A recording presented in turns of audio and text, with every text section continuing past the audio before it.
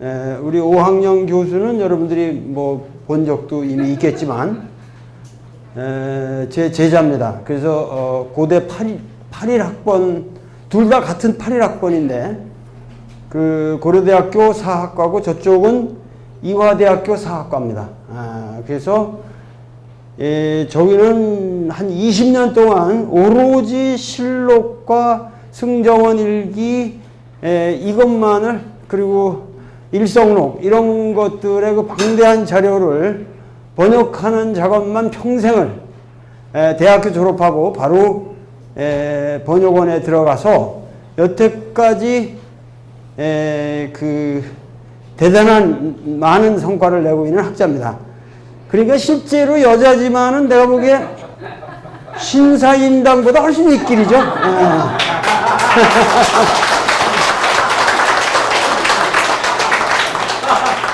뭐 신사임당이라고 그래봐야 뭐 기껏해야 사서 정도나 좀 본 사람 본 여자지 그 여자가 뭐 실록에 가까이 갈 수는 없었거든요. 그러니까 신사임당보다는 내가 보기엔 확실히 셉니다. 확실히 센 학자고 그래서 더군다나 또 오늘 이상하게 여성들이 많이 오신 것 같네. 그 우리 한학에 이 정말 여성 학자가 우리 한학에도 많이 진출해야 된다. 그래서 옛날하고 다르다. 옛날에는 뭐 한학 그러면 남자의 전유물이라고 생각했지만 남자보다는 사실 여자들이 어학적 재능이 더 그 탁월하기 때문에 아주 훌륭한 작업들을 많이 할 수가 있습니다. 그래서 여러분들의 자녀들 중에서 여성분들을 이 한학자로 좀 키울 생각을 많이 하세요. 그리고 그래서 이 실록의 전문가 지금 뭐죠 그 번역원에서 조선왕조실록 개편 작업을 하고 있는데 다 새롭게 그거를 번역을 다시 하는 작업을 하고 있는데 거기 지금 실장으로 있습니다.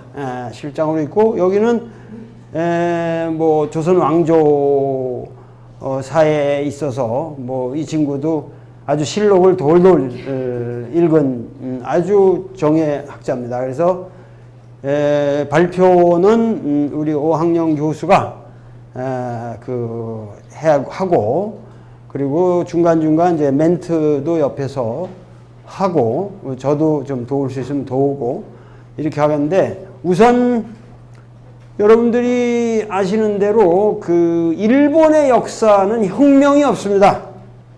일본의 역사는 혁명이 없습니다. 여러분들이 알아두셔야 될 거는 일본은 천황제 국가고 그 밑에서 천황의 어떠한 명을 받는 장군들의 변화만 있죠. 쇼군들의 변화만 있어요. 그래서 천황이 뒤집어진 적도 없고 오늘날까지도 일본은 혁명이 없습니다.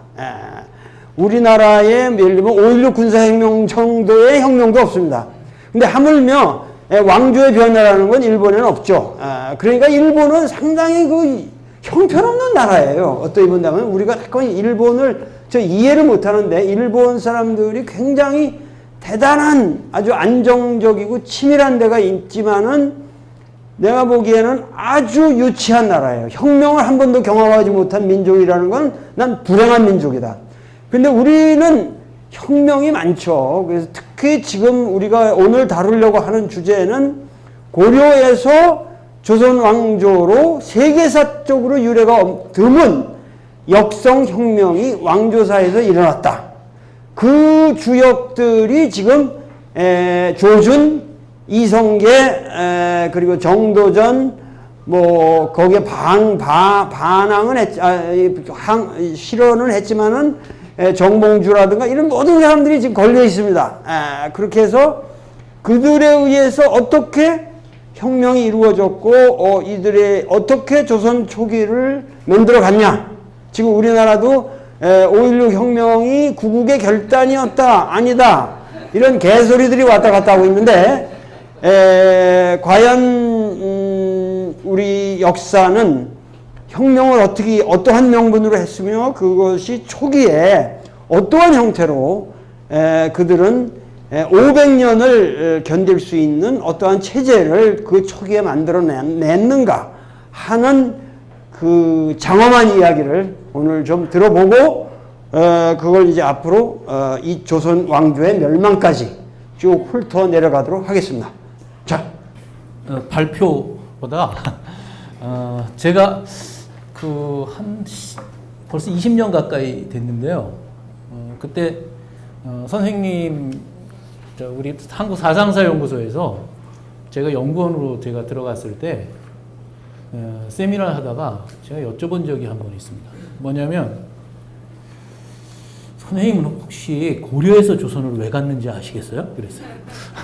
이게 20년 전에 했던 질문인데 그때 선생님도 잘 모르시죠? 근데 뭐라고 얘기를 어떻게 하시냐면 혹시 가족 문제가 걸려 있는 건 아닐까 모르겠다 이 얘기를 한 번 했어요. 아마 선생님은 뭐 오래전 일이라 기억을 못 하실 텐데 그게 저한테는 좀 하나의 화두였었습니다. 왜 그때 그 말씀을 턱 하셨는지. 그래서 저는 이제 그걸 하나를 잡고 어떤 질문을 확대를 해나갔냐면 사람들이 자기가 살던 시대를 바꿔나가게 되는 이유에 대한 일반적인 질문으로 한번 이렇게 생각을 해봤어요. 제가 시작하는 거니까 한 가지만 여쭤보고 시작할게요. 나라가 언제 망하는지 아세요? 아주 보편적인 기제가 있습니다. 살기 힘들 때, 그렇죠. 살기 힘들 때 망하죠. 그거를 좀 더, 뭐라 그러면, 개념적으로 해보니까 또 학술적으로라고 오해하시는 분들이 계신데, 조금 더, 잘 구체적인 언어로 표현한다면 어떤 때겠어요? 네. 반란이 왜 일어납니까? 수탈을 왜 하는 거죠? 그렇습니다. 모든 나라는 역사적으로 무거운 세금 때문에 망합니다. 한번 안 믿는 분 계세요. 제가 이렇게 얘기했더니 안 믿는 분 계신데 모든 역사에서 한번 실제로 확인해 보시기 바랍니다. 나라가 단순히 바뀌는 문제만이 아니라 삶 자체가 뿌리째부터 바뀌어 나가거든요.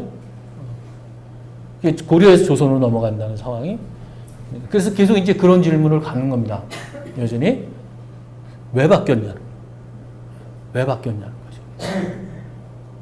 사실은 오늘 좀 이렇게 생각을 해볼 문제 중에 하나가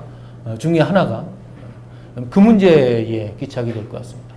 그 중에 하나를 아까 우리가 얘기할 때 세금 문제로 얘기를 했습니다.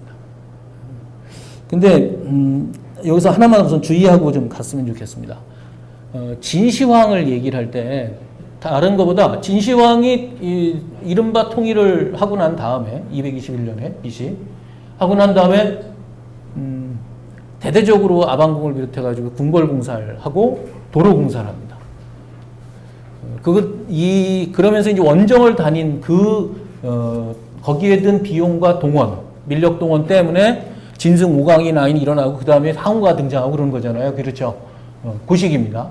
근데 그때 놓고 그걸 일반적으로 진시황의 폭정 이렇게 접근을 합니다.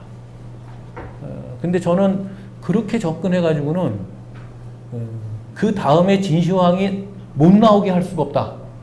무슨 말이냐면 그 상황을 진시황의 이 폭력적 성격이라고 하는 것으로 환원시키면 그런 상황이 발생하지 않게 만들 수 있는 어떤 객관적인 준비를 우리가 해나갈 수 없다는 생각이 듭니다. 물론 개인적으로 퍼스널리티가 작동을 할 수도 있겠으나 그것과 함께 다른 방식의 설명들도 가능해야겠다는 생각을 하게 됩니다. 진시황 같은 사람들이 그 천하통일을 이른바 해서 그 나라를 이렇게 세워서 이른바 이제 토목공사를 하고 원정 사업을 펼쳐 나갈 때 이거는 진시황이 나쁜 사람이라 이런 문제가 아니고 요즘에 제가 가지고 있는 가설은 뭐냐면 중국 전체에서 얼마가 나올지 몰랐기 때문이라는 생각이 듭니다. 무슨 말이에요? 중국 전체에서 나올 수 있는 생산력의 크기를 이 진나라라고 하는 단일 국가, 예전에는 7개로 나눠져 있었잖아요. 거기 밑에 또 다른 작은 나라들이 또 있었습니다. 그게 통일이 된 다음에 규모를 짜야 되는데 예산 규모를. 그 진시황은 자기가 그러려서 그런 게 아니고 아니면 꼭 그런 건 아니고 그러려고 그래서 것도 있겠지만 전체 규모를 아직 파악하지 못했을 타이밍이었을 가능성이 굉장히 크다는 게 제 생각입니다. 그것이 잡혀야 돼요. 근데 실제로 많은 이 세금 때문에 벌어지는 일들 중에 오늘 우리가 다룰 문제에서도 저는 그 문제가 생겨난다고 생각합니다. 그 규모를 모르기 때문에 생겨나는 것이기도 해요. 그러나 그 규모를 알고 있는데 그렇게 썼다. 그럼 나쁜 놈이죠. 꼭 누굴 제가 얘기하는 거 아닙니다. 그러니까 그 규모라고 하는 것들을 파악해 나가는 것이 정책적으로 문제의 악화를 해결할 수 있는 하나의 방법이다.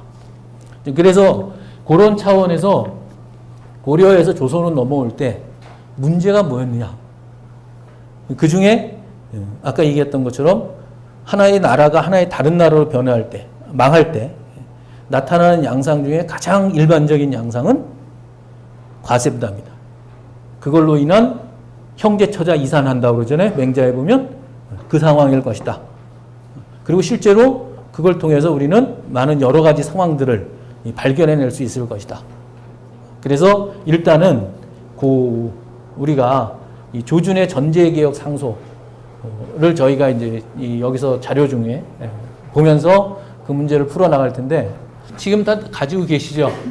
이걸 한번 보세요. 우선 이 시기가 1388년입니다. 우왕 14년으로 찾으셨죠? 우왕 14년 찾으셨는데 그 앞에 보면 신우라고 되어 있습니다. 신자가 돼. 고려 왕조는 성씨가 뭐죠? 고려 왕조는 왕씨입니다. 왕입니다. 왕인데 이 신우라고 써놓은 것은 이 우왕이 신돈의 그 씨다라고 하는 얘기가 있었어요. 근데 누구도 모르죠. 근데 이렇게 생각을 했습니다. 고려 이건 이제 경우에 이런 걸 수도 있죠. 고려 망한 다음에 이게 조선 시대에 편찬하거든요. 무려 한 50년 동안 편찬합니다. 고려사를 길게. 그래서 이제 그동안 고쳐지기도 하고 체제가 바뀌기도 하고 이런 긴 과정이 있는데 그 과정에서 이 우왕에게 신자라고 해요. 신씨라고 해요. 신우라고 붙여놨습니다. 그래서 여기에 보면 신우라고 되어 있고 아마 고려사에 이 우왕 창왕은 어디에 들어가 있냐면 세가에 들어가야 되는데 그죠? 레벨로 하면 왕으로 하면 세가로 들어가야 되는데 거기로 안 들어가고 아마 이 열전에 들어가 있을 겁니다. 열전 중에서도 반역열전인가에 들어가 있을 거예요. 이게 여기 신우 14년이라고 했는데 요해가 창왕 즉위년입니다. 근데 신우가 위화도 회군한 다음에 쫓아내는 거거든요. 그래서 원래 그 왕이 즉위하면 그때가 즉위년이라고 해가지고 원년을 안 써줍니다. 1년을. 유년칭원법이라고 그래요. 그러니까 왜 아버지가 이렇게 즉위하셨다가 내가 계시다가 내가 즉위했는데 그때부터 당장 내가 1년 세가면 좀 경솔하잖아요. 그러니까 예의상 이렇게 바꿔줍니다. 그래서 즉위년 그 다음에 1년 이렇게 가는 건데 이때는 이 우왕을 폐하고 창왕을 올렸기 때문에 그냥 원년이 됩니다. 지금 이 상소는 이 전제개혁 상소입니다. 말하자면 농민들이 토지를 가지고 있어야 농업사회에서 항산이 생깁니다. 늘 먹고 살 수 있는 생활할 수 있는 미천이 생기는데 그게 없을 경우에 못 살죠. 그 문제에 관한 상소문입니다. 한번 이 자료를 김경희 선생님께서 이렇게 찬찬히 이렇게 봐주시면서 우리가 내용을 한번 음미해 보도록 하겠습니다. 그러니까 이때 이게 1388년 이게 7월로 되어 있는데 5월이 위화도 회군이에요. 그렇죠. 그러니까는 위화도 회군을 하고 내려와서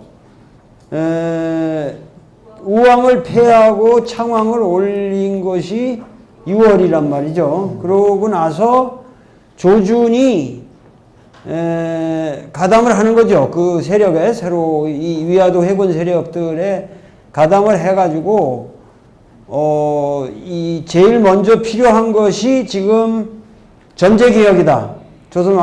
이제 고려 왕조에서 아직 이거 무슨 혁명 단계가, 물론 위화도 회군했다는 것 자체가 이미 벌써 엄중한 사태였지만 그렇게 해서 지금 이 조준이라는 사람의 이 상소가 아주 중요한 그 상소죠. 우리 사회의 가장 근원적인 변화를 요구하는 그런 상소가 되겠습니다. 예. 네, 아까 소개받은 김경희입니다. 제가 이런 자리에 지금 처음 왔기 때문에 좀 떨리고 또 해서 일단 원문을 같이 읽는 걸로 제 역할을 하도록 하겠습니다. 이때 이제 지금 설명하신 대로 당시에 이 조준의 관직이 대사원이었습니다.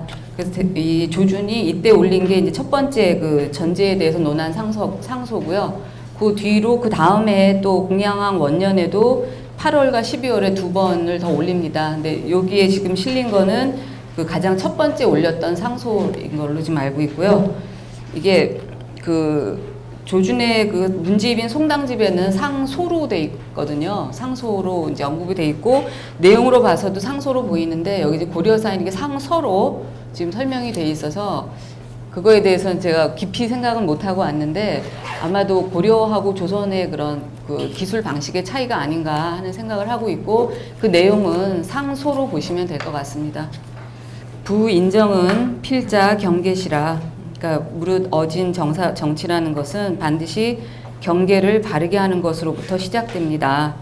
그러니까 전제를 바르게 하여서 나라의 재용을 풍족하게 하고 백성의 생활을 후하게, 그러니까 넉넉하게 해야 하는 것이니, 그러니까 경계를 바르게 한다면, 그러니 이것이 바로 지금 가장 급한 급선무입니다. 이것이 바로 현재의 가장 급선무입니다.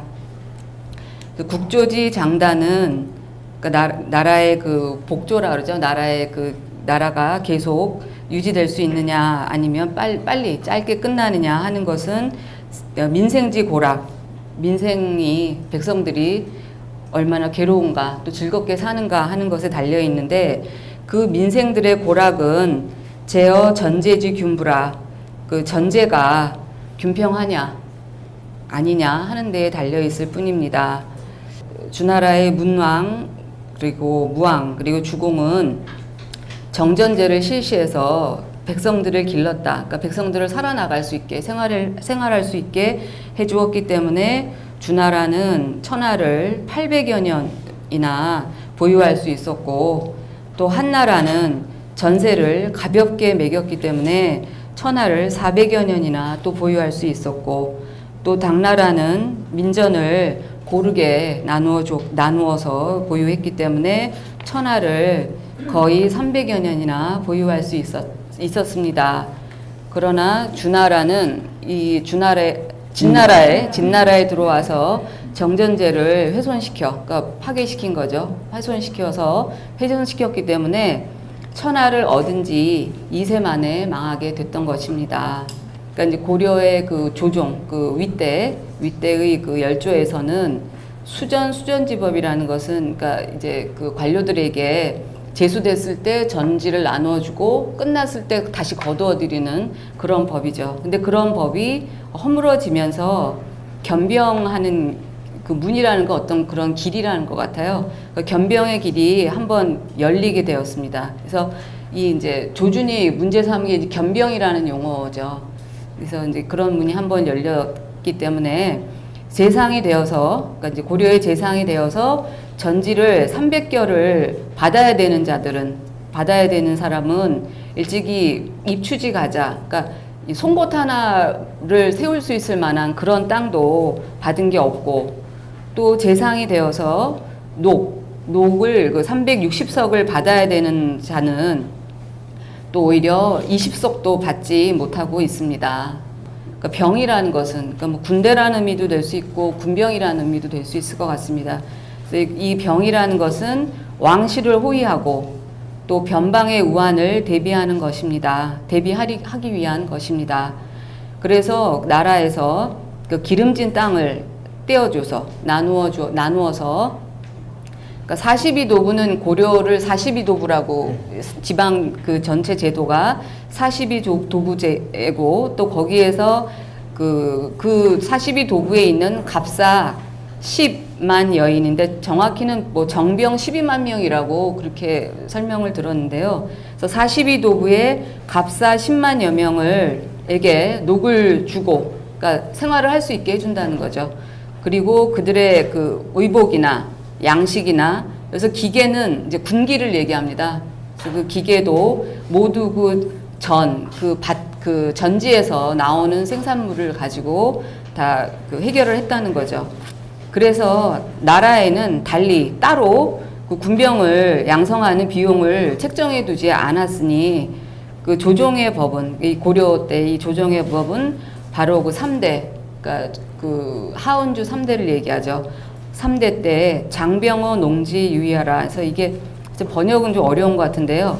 병을 농에 이렇게 감춰둔다, 숨겨둔다, 뭐 그 안에 내포시킨다라는 그런 유의는 이제 그렇게 해서 남겨진 뜻을 바로 이제 계속 이었다는 거예요. 조정의 법은 바로 그 3대 때 그 군대를 그 군병하고 병농일치라고 하죠. 그러니까 우리 그냥 많이 들었던 건 그 병농일치의 그런 뜻을 살려서 고려 때도 그런 제도를 유지했다는 거죠.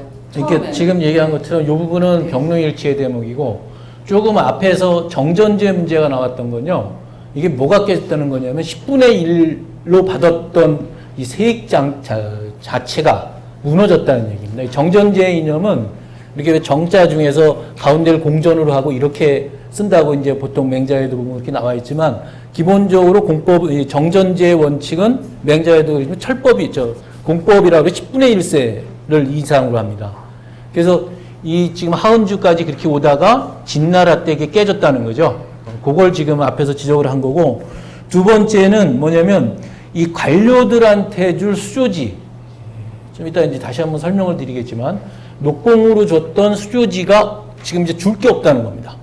그 이유가 뭐냐면 그거를 아까 겸병 키워드로 잡아주셨잖아요. 그러니까 나라로 들어오거나 그렇게 월급으로 줘야 돼요. 녹봉으로 줘야 될 토지들을 누가 가지고 간다는 거죠? 법문세가들이 그걸 차지하니까 그 줄 곳이 없어졌다는 얘기입니다. 지금 여기까지 요 장면들을 지금 여기서 묘사를 전제로 하고 있는 거죠. 근데 지금은 그러니까 이제 지금 고려 말에 지금 그 상황에서 지금은 그 병제나 그 전제가 모두 다 무너져서 그러니까 없어졌다는 얘기는 다 무너졌다는 얘기 같아요. 무너져서 매지 창졸이면 그러니까 갑자기 급한 사태가 벌어지면 나라에 뭐 군병을 갑자기 써야 될 일이 있거나 하는 그런 외적의 침입이 있거나 하는 그런 창졸간의 일이 벌어지면 농부를 몰아서 지금 농부들을 몰아서 군병으로 보충하고 그러니까 달리 양성을 하면서 하는 게 아니라 그 재원도 없는 상황에서 그냥 농사 짓던 사람들 데려다가 그 군병으로 보충을 한다는 거죠. 그렇기 때문에 병약이 이적하고 군대는 약하고 또 그러다 보니까 적에게 먹이를 주는 셈이 되는 거죠. 적에게 먹이가 되게 하는 거고 또 할 농식이 양병 그러니까 농부들이 먹을 그 음식을 떼어다가 따로 그 군병을 양성하는 재원이 있는 것이 아니라 지금 그 그러니까 그냥 농부들이 짓고 있는 그 농식을 뺏어다가 군병들한테 먹인다는 거죠. 그렇기 때문에 백성들의 호구는 점점 줄어들고 그 고을들은 점점 망해간다는 거죠. 그래서 이 조종 지공 분수지전이 그래서 지금 현재는 조정조 때 아주 공변되게 나누어 주었던 그러니까 이제 그 각각 뭐 관료라든가 군병이라든가한테 그 역할에 따라서 나누어 줬던 그런 전지가 위 일가 부자지 소사라 일가의 부자들이 사사로이 소유하는 바가 되었기 때문에 그 불일 출문이 조항은 그러니까 그렇게 해서 이제 권력과 그러니까 재력과 권력을 다 쥔 사람들이 집을 한 번 나오지도 않았고, 그러니까 벼슬할 어떤 자격도 없는 사람이 조정에서 조항은 이제 조정이라는 의미잖아요. 조정의 반열이라는 의미니까요.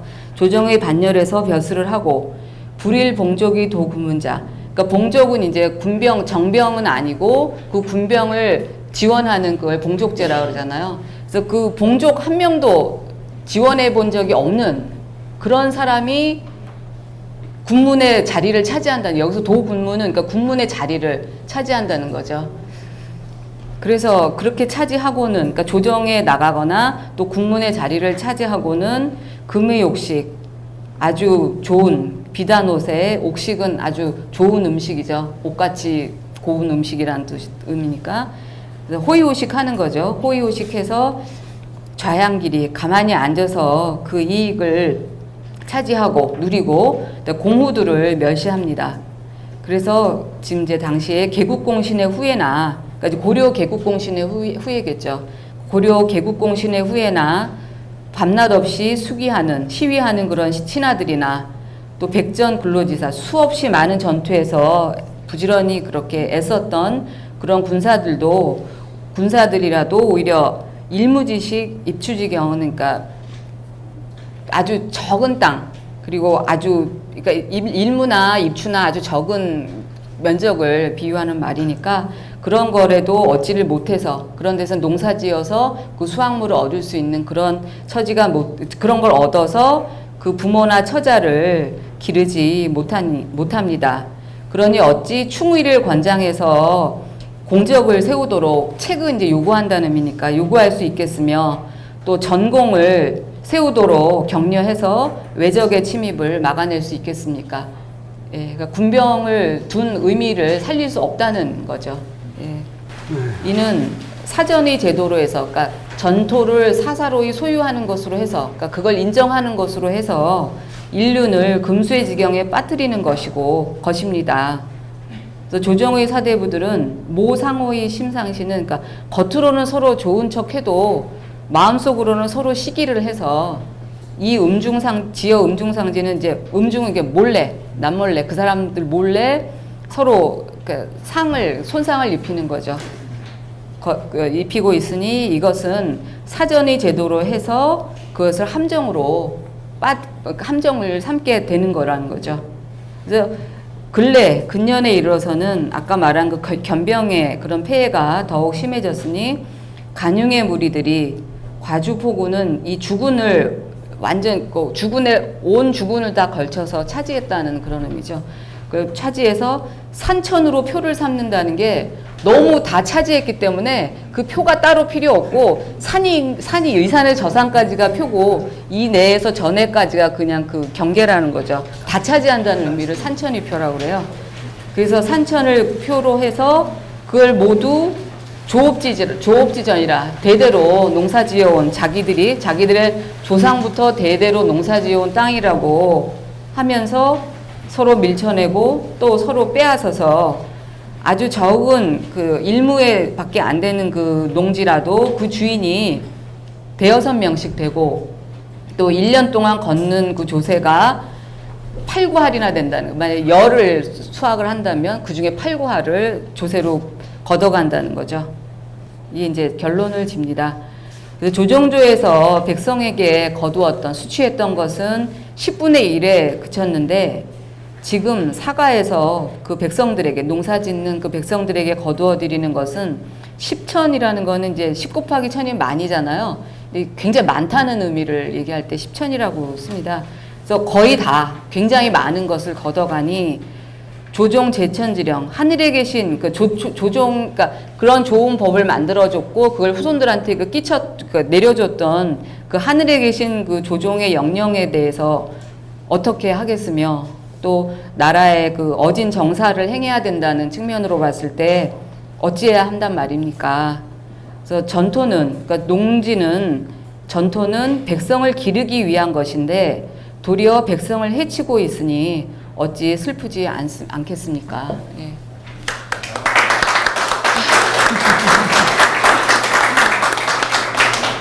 여러분들이 이거를 1페이지를 보시면은 아까 오 교수가 얘기했지만 셋째 줄에 전제지 균부라는 말 있죠? 그러니까 이거는 전 땅을 우리가 경작하는 농민들이 골고루 땅을 가지고 있어야 되는데 우선 그 조건이 우리나라 안 돼 있다. 우선 땅을 소유하는 것 자체가 균일하게 돼 있지 못하다. 이거 근본이 잘못됐다 하는 거고, 그 다음에 한 줄 한 줄 내려면 수전이란 말 있잖아요.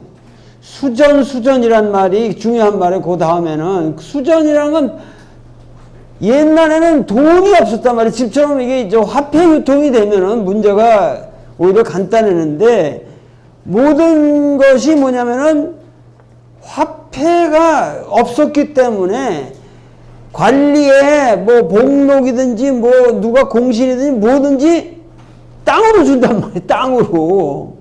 근데 땅이라는 건 한계가 있잖아요. 근데 그 땅으로 줘도 그놈이 죽거나 그러면 그걸 다시 거두어 드려야 되잖아. 수전. 땅을 주고 땅을 다시 거두어 드리는데, 문제는 주는 데는 문제가 없는데 거두어 드리는 게 안 되는 거예요. 지금 이게 모든 지금 우리 역대적인 월급 같은 건 주다가 안 주면 되는 건데, 국가에서 불법이면 이게 문제란 말이에요. 지금 과거에 이 토지제도라는 게. 그래서 수전인데 수전이 안 된다 이거야. 땅은 줬는데 땅을 거두는 게 안 된단 말이에요. 그 다음에 지금 제일 밑에 거기 조업지전이란 말이 있었잖아요. 다 끝나기 전에. 찾으셨어요? 내 거하고 이게 좀 다른가 봐. 조업지전이라는 게 있어요. 조업지전. 이게 뭔 얘기냐면은 그 군수가 이제 가잖아요. 어딜 이렇게 가면은 그놈이 10분의 1을 수조할 수 있어요. 수조권이 생긴다고. 10분의 1을 그 농민에게서 받아들이는 걸로 해서 가져갈 수 있는데, 그러고 나서 이제 딴 데로 간단 말이에요. 저 관리가. 딴 데로 가면은 소위 말해서 이제 권리는 없어져야 되는데, 그 자식 새끼들이 우리 아버지가 이거 받아먹던 땅이다. 그래서 뭐냐면 그 아버지의 우리 조상의 이거는 업으로 갖고 있던 우리 땅이다. 그래가지고 계속 받아 처먹는 거지. 그렇게 되면 그 다음에 또다시 부임한 사람, 또 부임한 사람, 이렇게 되면 10분의 1이 보태지잖아요. 그래서 그 밑에 1년지 조의 수지 8구라는 것은 8명, 9명이 받아간다 이거예요, 지금. 그렇게 되면은 농민들은 죽으라고 해놓고 나서 80~90%를 조업전을, 근데 그 법적으로 불가능한 건데, 그것이 관례로 다 돼가지고 권문세가들이 와서 다 우리 조상 대대로 이거는 받아먹던 땅이다. 이러고서 하니까는 이것이 뭐냐면 완전히 고려가 이게 이 땅이 아까 무너졌다. 전제가 근본이 무너졌다. 그렇게 하니까 뭐냐면은, 그래서 조주는 말이죠. 조주는 기본이 뭐냐면 수조권만을 없애자고 그랬어요. 수조권만을 없애자. 그런데 문제는 정도전 같은 사람은 수조권을 없애는 것만으로는 택도 없다. 또 다시 그럼 또 조업권 나중에 지나가면 또 생길 거고 뭐 하니까 없으니까 땅을 전부 국가에서 몰수를 해야 한다. 그래가지고 완전히 토지 공개념으로 가는 거죠. 국가 전체를 토지 공개념으로 가가지고 국가 전체의 땅을 경자 유전의 법칙에 의해서 실제로, 이거 여기서 지금 얘기되는 건 아까 뭐 나가지도 않고 뭐 문 밖에 나간 새끼도 나가지도 않고 무슨 군대 뒤 뭐 도와준 적도 없는 놈이 다 차지한다고 그러는 식이 아니라 땅은 오로지 경자유전, 경작을 하는 본인들에게 골고루 균분해서 나누어 주어야 된다. 이거는 일대 혁명이죠. 그렇게 되면은 이게 간단치 않잖아. 이런 혁명이 만약 가능했다면은 기존의 모든 권문세가의 세력 기반이 무너지는 거죠. 지금 이제 일례를 들자면은 삼성이고 럭키금성이고 현대고 싸그리 다 불을 뺏어가지고 똑같이 나눠드리는 거야 다. 지금 정도전의 생각은 그렇게 해서 이렇게 계전수지라고 그래서 하여튼 그렇게 해서 땅을 골고루 논아주자 이렇게 했는데 조주는 도저히 그렇게 하면은 이거는 너무 어마어마한 개혁이기 때문에 도저히 불가능하다. 그래서 조주는 어디까지 이 상소는 올렸지만은 타협적인 정책을 취했고 이 정도전은 아주 레디컬한 개혁을 요구했던 거죠. 그런데 나는 하여튼 잘 모르지만 여기 물어봐야겠지만은 결국은 정도전이가 이방원한테 맞아 죽잖아요. 저 한국일보 있던 자리 지금 여기 대사관 자리 있잖아요. 여기 옛날 지금 이렇게 담벼락 이렇게 높게 쌓아놓은 옛날 대사관 관원들 그 있던데 요 한국일보 맞은편 거기 어디서 죽었어요? 거기 기생집에서 칼로 그냥 이방원이가 죽이잖아요. 근데 결국은 조주는 이방원이랑 아주 굉장히 좋게 지내죠. 그 뒤로. 그런데 뭐냐면은 이 바보같이 이방원이는 정도전은 그렇게 그 대단한 경세가가 왜 하필 방석이를 밀었냐 걔는 난 이해가 안 가는 거야. 그러니까 방석이를 밀고 이 사람은 조주는 방원을 밀었기 때문에 결국은 그 정도전이 거세당하고 이 사람이 조준이 이걸 잡은 거죠. 그렇게 해서 하여튼 이 조준과 정도전 삼봉 정도전에 그러니까 조준도 물론 대단한 학자고 생각은 진보적인 사람이죠. 이색이나 이런 사람들처럼 보수적인 사람은 아니고 정몽준은 아예 그들의 친구고 아주 굉장히 어른스럽게 그들에게 사상적인 배경을 주고 맹자도 보내주고 이래가지고 가르쳐준 사람이지만 이거 혁명은 안 된다 해서 역성혁명 자체를 거부한 아주 유교 정통주의자였고 그러니까 결국은 그 이방원이 이 정몽주를 죽여버리잖아요. 선주교에서 그렇게 죽여가지고 그렇게 된 거니까 그러니까 지금 선생님 말씀하신 부분에서 좀 정리를 몇 가지만 이렇게 해드릴게요. 좀 이렇게 좀 혼돈되는 게 있을 수 있을 거예요. 그러니까 권문세가라고 하는 말이 주로 언제 등장을 하냐면 원나라 침략 아시죠? 몽고 침략 이후에 좀 많이 등장을 합니다. 그러니까 마치 친일해서 이렇게 권세와 부를 축적한 세력 정도로 생각하시면 좋아요. 이전에는 문벌 중심이었습니다. 고려 시대가 문벌 귀족 사회라는 표현을 쓰거든요. 그러니까 조선 사회는 특히 이렇게 대비적으로 여태까지 연구는 양반 귀족 사회 이렇게 얘기하잖아요. 양반 관료 사회 이렇게 얘기하잖아요. 고려 시대는 주로 이렇게 문벌 귀족 사회라는 표현을 많이 씁니다. 예전 연구에서. 이전에는 문벌이었는데 여기 이제 이런 문자 쓰죠. 근데 권문세가는 되게 그래가지고 13세기, 14세기에 중심으로 생겨나면서 되게 예전처럼 계속 있었던 그 귀족들은 원래 나라를 끌어갈 때 이렇게 무리 안 합니다. 근데 이렇게 득세를 해서 기씨 집안, 죄송합니다. 기씨 집안이 있으면 모르지만 그 대표적인 게 기황후 없고 큰 집안 중에 하나가 권문세가 중에 하나가 기씨 집안인데 이런 쪽에서 아까 남의 토지를 뺐는데 실제로 사례에 보면 그런 게 많이 나옵니다. 몽둥이로 때리고 주인을 쫓아내고 이거 잘 보셔야 돼요. 그러니까 그러면서 이 검문세가들 중심으로 해가지고 토지를 겸병해 나가는데요. 겸병해 나가는데 좀 아까 선생님께 얘기 사전 얘기하면서 이 수조 얘기를 하셨는데 이게 뭐냐면 사전에 국가에서 세금으로 받을 토지를 관원한테 주는 겁니다.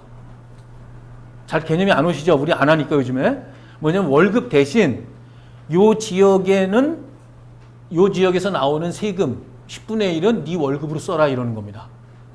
무슨 말인지 아시겠죠? 그게 경기에만 한정 지어 가지고 정리됐던 것이 조선 초기의 과전법이었던 거예요. 지금 여기에 나오는 전제개혁 상소가 고려사 어디에 실려 있냐면 식화지 녹과전에 실려 있습니다. 녹과전이란 얘기는 무슨 말이냐면 독봉으로 주는 과전이라는 소리예요. 그래서 요만큼 땅은 예를 들어 이 동숭동 요 몇 번지 땅은 여기서 나오는 세금은 우리한테 주지 말고 호조에 주지 말고 네가 받아 써라 이 얘기입니다. 이런 방식으로 운영이 됐는데 그러면 지가 관직 떠나면 그거 반납하고 가야 되잖아요. 그런데 계속 받아간다는 얘기입니다. 좀 아까 선생님 얘기하신 게 그게 10분의 1이었다가 자꾸 가져가니까 이놈 저놈 와가지고 계속 달라고 그러니까 그놈들이 어떤 놈들이 또 흰가지 몽둥이 가진 놈들이거든요. 그러니까 이 사람들한테 8구가 10의 8구를 뺏기는 겁니다. 이게 바로 아까 얘기했던 것처럼 이 수조권에서 나타났던 근데 그 수조권이라는 거는 그 한 지역에 다스리게 되면 네. 거기서 일부야 전부를 받아먹어. 그 중에 10분의 1이 세금이니까 10분의 1 세금이 10분의 1을 자기가 가져가는 거예요. 전체? 자기가 다스리는 영역의 전체 10분의 1? 다스리는 영역이 아니라 주어진 그 지역. 그러니까 예를 들어 내가 천안군을 다스린다 그러면 천안군은 제가 맡은 수령이고 그 천안군을 다스리는 대가로 어느 일정 지역에서 네가 세금을 받을 수 있는 권한만 주는 겁니다. 그건 제한된 지역이죠? 그렇죠, 전체 땅이 아니고? 예. 결수가 아니죠. 정해져 있어요. 결수가 정해져 있다. 그러니까 아까 여기 나오는 것처럼 300개월을 줘야 되는데 20개월밖에 못 받고 있다는 얘기는 300개월에 나오는 토지를 세금을 자기가 받아서 쓸 수 있는데 줄 게 없으니까. 그러니까 20개월밖에 못 주고 심지어는 주지도 못한다 이런 얘기가 나오는 거죠.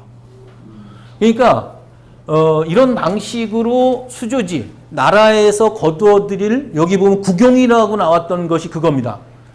이 나라 국자에 써가지고 이 보통 보면 이제 사료에 국용이라고 많이 나오는데 지금 뭘 이해하시면 재정입니다. 이게 나라의 재정이에요. 지금 이 사전 얘기하고 있는 건 이 재정과 관련해서 지금 얘기를 하고 있는 것이고 그 다음에 여기 겸병은 또 하나 문제가 있습니다. 뭐가 걸려 있냐면 이렇게 국가 수조지로 들어오는 것들을 반납하지 않거나 지들이 멋대로 차지해가지고 세금을 몇 배씩 가져가는 경우가 있는가 하면 원래 자기가 자영농이었어요. 어떤 농부가. 그런데 이 자영농이 자기 농지하고 소농을 같이 하든지 자영농의 경우에는 이 소농도 있고 자기 땅도 있는 진짜 말 그대로의 그 자작농도 있고 이랬을 거 아니에요? 그러면 소농한테서 점점 더 뺏어갑니다. 원래 대개 병작 반수하잖아요? 반씩? 근데 그걸 더 뺏어가요. 소농이라는 건 소작인? 예, 소작인이죠. 땅만 소작. 거? 예, 소작 빌려서 경작하고 되게 이렇게 겸작이 많아요. 이렇게 빌려서 하기도 하고 뭐 이렇게 자기 것 땅도 있고 뭐 이렇게 하지만 자작농의 경우에도 이 침탈이 들어오면 아까 얘기한 것처럼 뺐습니다. 자기가 원래 짓고 있던 땅인데도 불구하고 이러저런 이유를 붙여가지고 뺏어요. 그럼 어디 하소연할 수가 없죠. 예나 지금이나 나라가 망할 때는 법이 누구 편입니까?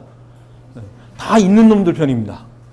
그래가지고 이걸 뺏어 가요. 그럼 어떤 일이 벌어지냐면 이게 이제 겸병 현상이 나타나는데 여기서 잘 보세요. 이 메커니즘입니다. 아주 단순해요.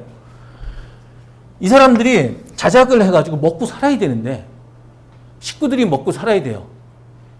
근데 먹고 살질 못하니까 우리 저기 98년에 봤던 것처럼 어떤 일이 벌어집니까? 가족이 해체됩니다. 이게 제일 큰 문제예요. 아니, 근데 자작이라는 건 자기가 스스로 갖고 있는 거 아니야? 자기 땅이죠. 자기 땅을 왜 뺏기고. 뺏겨? 뺏기는 메커니즘이 뭐예요? 뺏기는 메커니즘이 아주 무력적으로 침탈하는 경우가 있어요. 그리고 고리대로 침탈하는 경우가 있습니다. 실제로 그런 일들이 벌어져가지고 흉년이 들었을 때나 이랬을 때 이 그 사람들의 뭐 예를 들어 저기 투탁을 시켜가지고, 투탁이라고 하는 건 뭐냐면 살기 어렵게 되면은 그 집에 몸을 맡기는 걸 얘기합니다. 그 몸을 맡기면서 이 토지를 포기해요. 이런 방식으로 변병 자체가 일어나면 어떤 일이 벌어지냐면 이 자영농들 사이에서는 우리가 생각하는 분해 현상이 일어납니다. 그래서 자작농은 줄어들고, 잘 보세요. 자작농은 줄어들고 소농은 변병되고, 그러면 세금이 어디에 집중이 됩니까?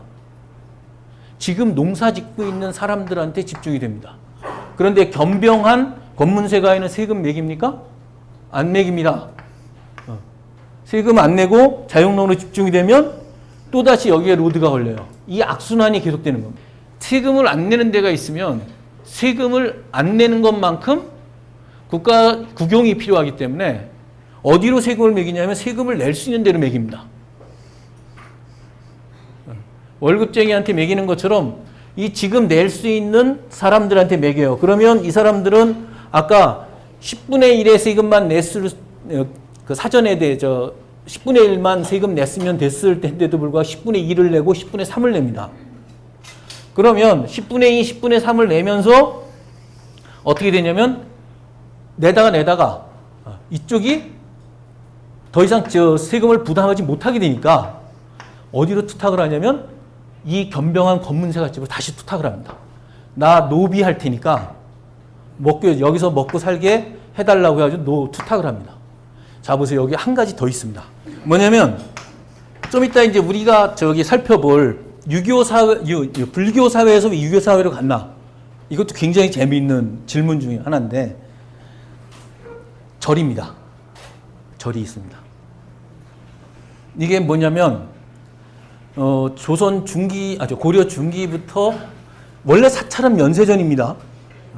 아시죠? 사찰은 면세전인데 면세전이 점점 늘어납니다. 이게 규모가 안 파악됐는데 제가 보기에는 아마 규모로 파악할 수 없을 만큼 많았던 것 같아요. 규모가 안 잡힙니다. 지금도 우리 이 사찰이나 교회 규모 잘 안 잡히지 않습니까? 비슷하게 안 잡힙니다. 그런데 이 안 잡히는 사원에 사원전이 있습니다. 그죠? 이 사원전이 또 그래서 이 몰락한 자영농민들이 어디로 들어가냐면 이 권문세가나 사원전으로 몸을 맡깁니다. 그래서 표현 자체가 투탁이에요. 저기 지입제가 아니요. 땅은 이미 뺏겼어요. 그러면 혹은 적어요. 그러면 세금을 더 이상 못 낼 것 같아. 그러면 그 땅 가지고 들어가든지 몸만 들어가든지 그리고 가족끼리 들어가든지 저만 들어가든지 해서 지금 우리 형제 처자 이산이란 말 많이 쓰잖아요. 맹자에 보면 그게 뭐죠? 같이 살 수가 없는 겁니다. 식구들이 따로따로 각계 전투를 해가지고 먹을 걸 찾지 않으면 못 살게 되는 지경으로 벌어지는 것이 바로 형제 처자가 우리 이산 가족 할 때 그거 있잖아요. 그죠? 이산하는 겁니다. 맹자에 나오면 계속 나오는 얘기가 그거잖아요. 그러니까 한 가족이 그 가족이 속해 있는 마을 단위를 유지하지 못하고 여기 보면은 아까 저기 나왔었죠. 호가 뭉개지고 읍이 망가진다고. 그게 뭐냐면 그렇게 살고 있던 가와 그 가를 중심으로 이루어졌던 마을 단위의 공동체가 붕괴되는 현상을 이걸 한 줄로 얘기한 겁니다.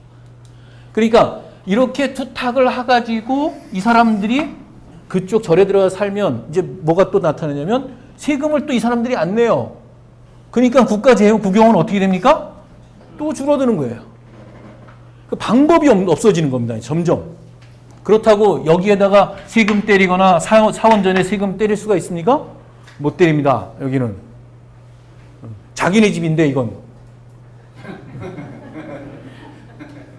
그렇게 할 수가 없습니다. 그래가지고 고려 후반에 지금 이 조준위 상소를 올릴 때는 국가가, 나라가 쓸 수 있는 돈이 없어서 옴짝달싹을 못하고 있는 상태를 반영하고 있는 겁니다.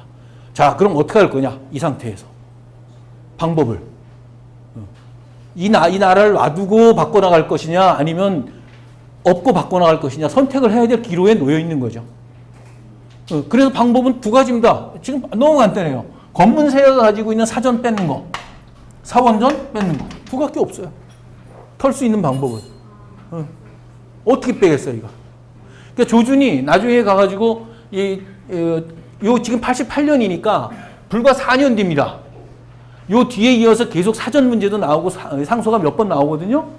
그 얘기가 뭐냐면 결국에는 이 문제를 어떻게 해결할 것이냐라고 하는 것에 대한 답변이에요. 그리고 지금 건국 전후한 시기에 하는 게 뭐죠? 검문세가 사전 뺏어오는 겁니다. 그 다음에 사원전 뺏어오는 거예요. 이방밖에 없어요. 지금처럼 저 생산력이 탄력성이 높은 것도 아니고 나오는 게 농지에서 나오는 건데. 그러니까 나라를 건국한 다음에는 자연스럽게 이 토지 문제에 관한 레디컬하게 갈 수밖에 없는 거죠. 고려 말에 제가 가지고 있는 예전에 봤던 저기는 80만 결이라고 합니다.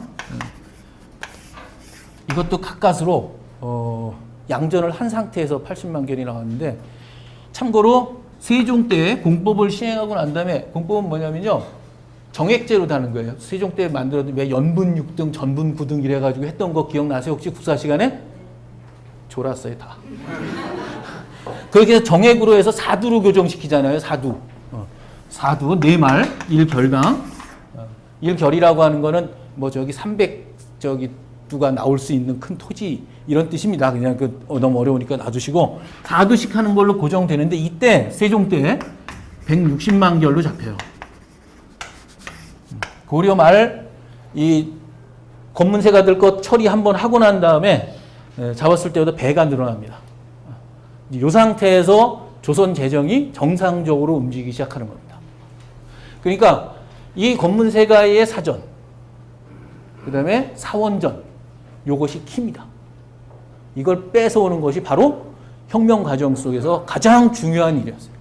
제가 처음에 시작할 때 가족이 문제가 아닐까라고 선생님 얘기했던 걸 제가 잡고 있었던 게 뭐냐면 두 가지예요, 그게.